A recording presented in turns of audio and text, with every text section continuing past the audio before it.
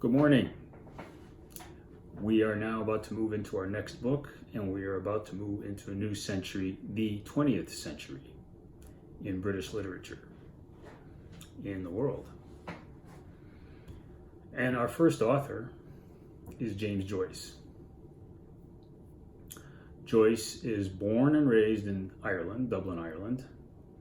He will attend Trinity College in Dublin, Ireland, insisted he got a very fine education there.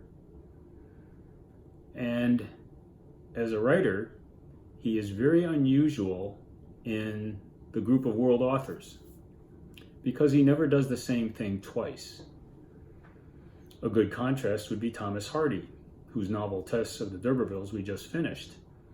Hardy sets all his novels in a place he imagined called Wessex. It's a country, rural place. All his events occur there. Fate is always a major character. He's always dealing with rural people, farm people.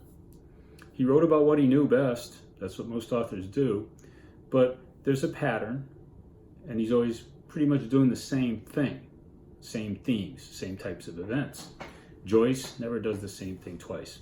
His first book is this one, Dubliners. I'll come back to it. In one way, it could be regarded as a book of short stories. But if you think about it in another light, it could be regarded as the stages of life of a male character from a young boy to a middle school boy or high school boy to a young adult to an adult to a mature married man. His second book is a real novel, A Portrait of the Artist as a Young Man. The main character is Stephen Dedalus, and it is a novel recounting Stephen Daedalus' progress through his day in Dublin, Ireland. The odd thing about Joyce is he leaves Ireland, and I don't think he ever goes back.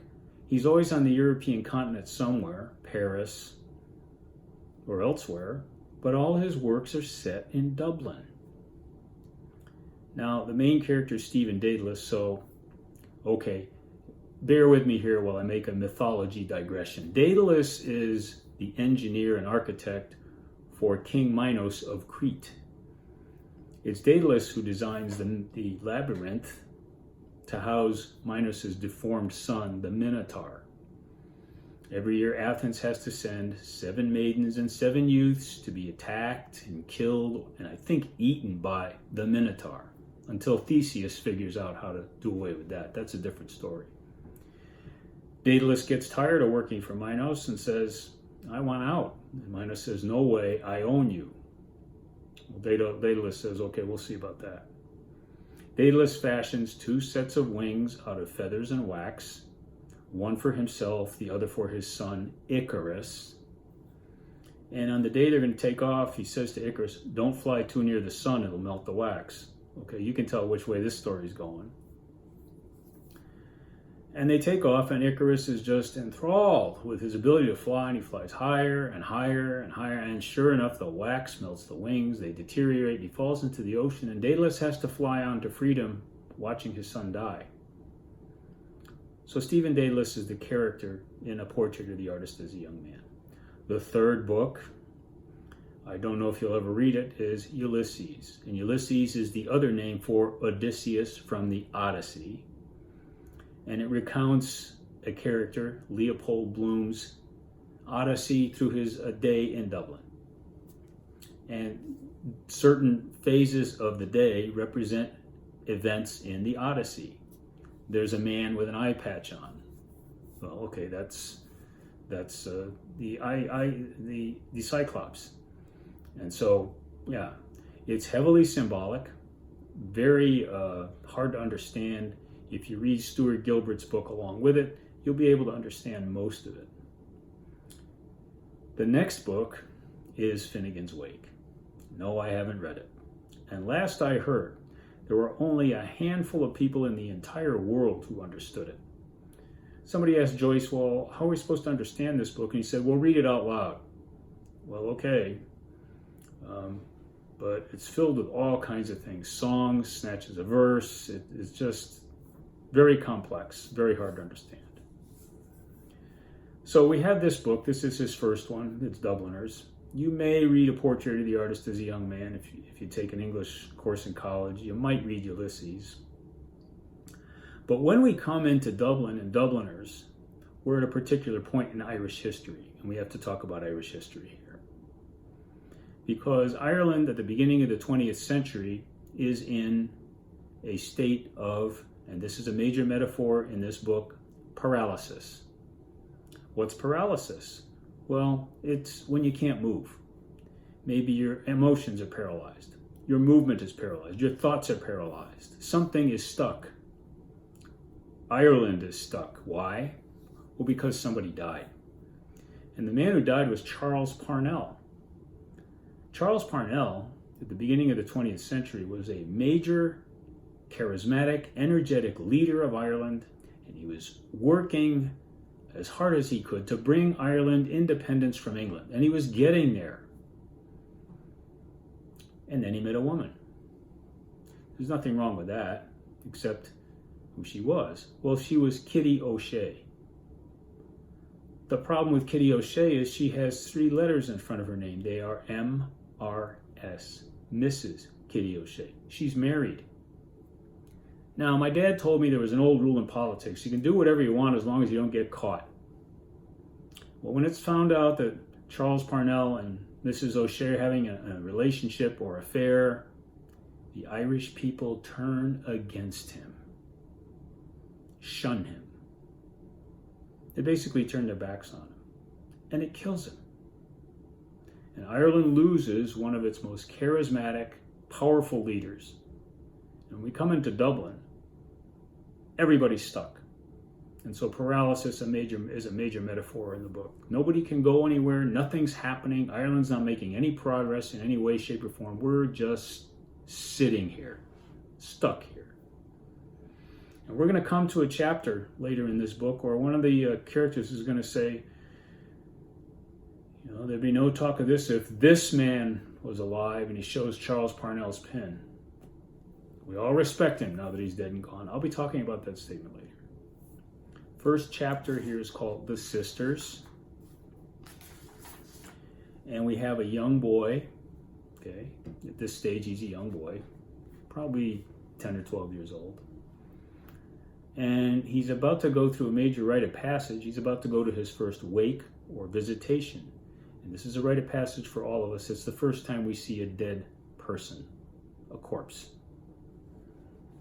And the boy is knowing that there's no hope for his friend this time. It was the 3rd stroke. The priest died of a stroke. Strokes involve paralysis. And the boy is interested, very interested in this word, paralysis. He's at home now. He lives with his aunt and uncle. We don't know where his father is. And he's eating this stew for dinner. And there's this guy there, old Cotter, visiting his uncle. And Cotter doesn't really like this old priest that the kid went to visit. He's ridiculing him.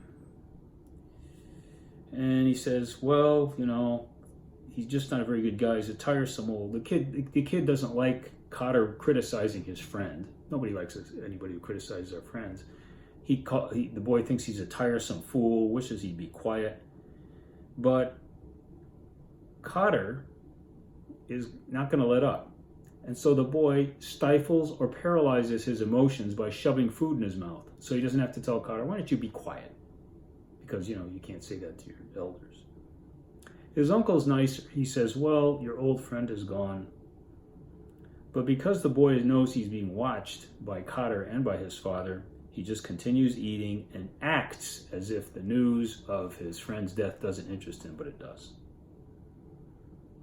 His uncle recognizes that the old chap taught the boy a great deal, and maybe the priest wanted the boy to be a priest, but Cotter is vicious. I wouldn't like children of mine to have too much to say to a man like that. Being really nasty.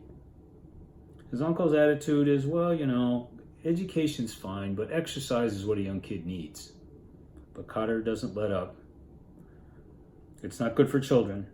Okay, it's bad for children, Cotter says. Their minds are so impressionable. So Cotter doesn't like the guy. the old priest. The boy goes to sleep and he has a dream, and in his dream he sees the heavy gray face murmuring, and it's trying to confess something, but the boy doesn't know what it is. And I remembered that if it had died of paralysis, and I felt that I too was smiling feebly as if to absolve someone of sin. Okay.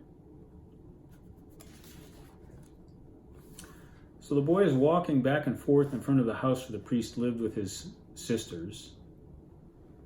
I don't think too many of you during summer break would be walking in front of this building at Edgewood, but this is what the boy's doing, and there's a card on the door that says and announces that at the age of 65, Reverend James Flynn has died. And that's documentary proof. There's no denying it now. The priest is definitely dead. And it persuades the boy that he's dead. And there's no turning back from that.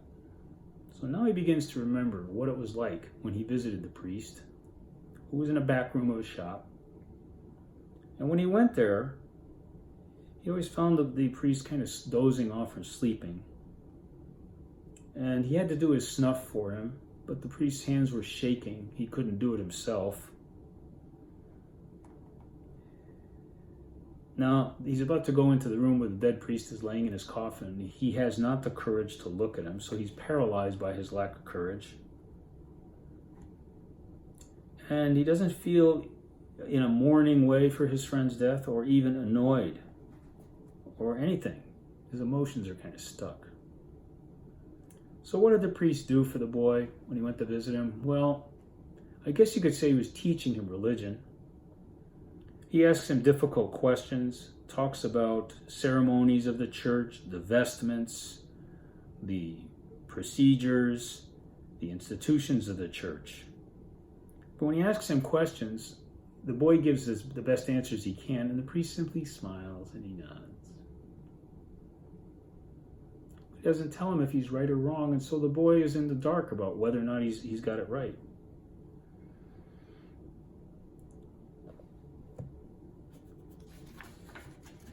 So this is the first time he's ever been to a visitation.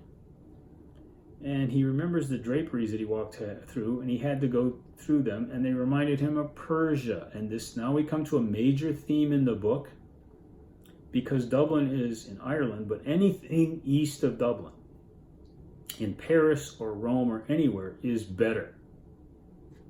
Okay? And that's what's going to come up repeatedly in our reading.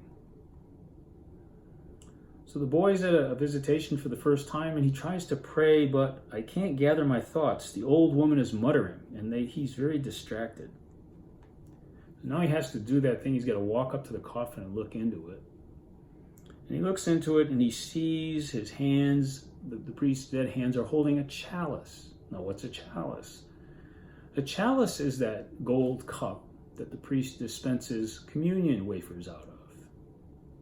And if the priest is going to hold it when they bury him, and he's going to have it, then it's useless. And that might be a symbol. He looks very defiant in the coffin, the priest does. And now the boy goes to sit down. The priest's sister Nanny comes around to give him some crackers or cookies, and he declines the food. It's silent in the room. And now we come to his sisters talking about the priest. And we come to the things they're saying. Well, he's gone to a better world. He was quite resigned. Now, I don't know if you've been to many wakes or visitations. You will as you grow older.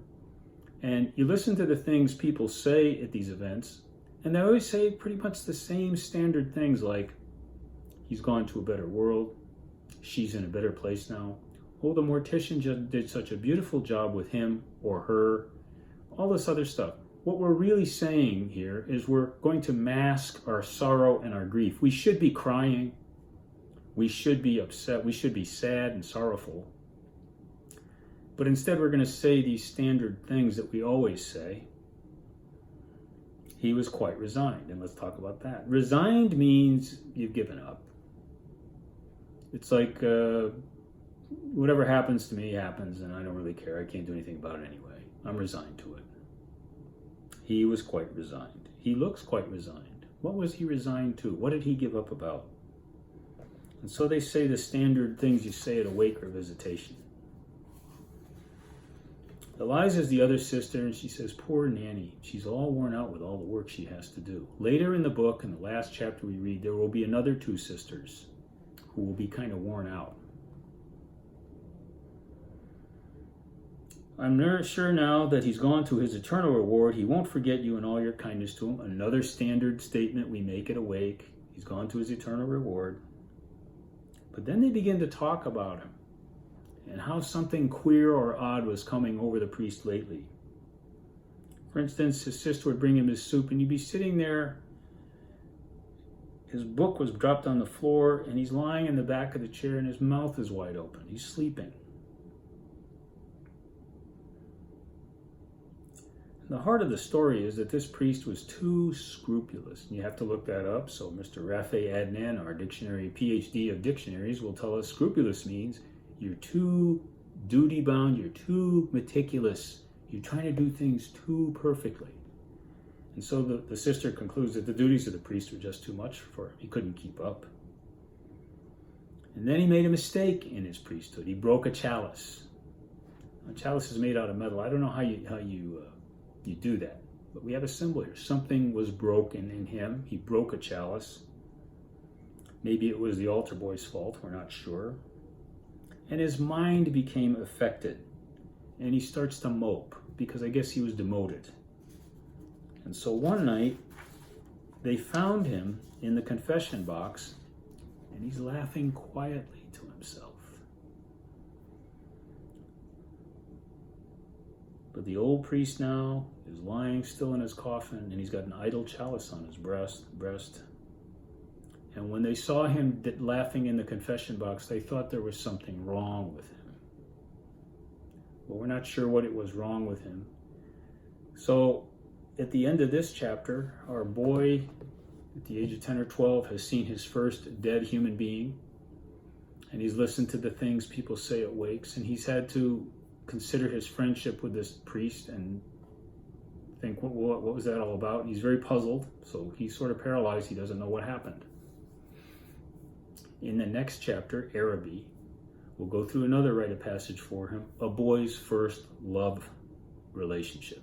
And we'll see how that goes.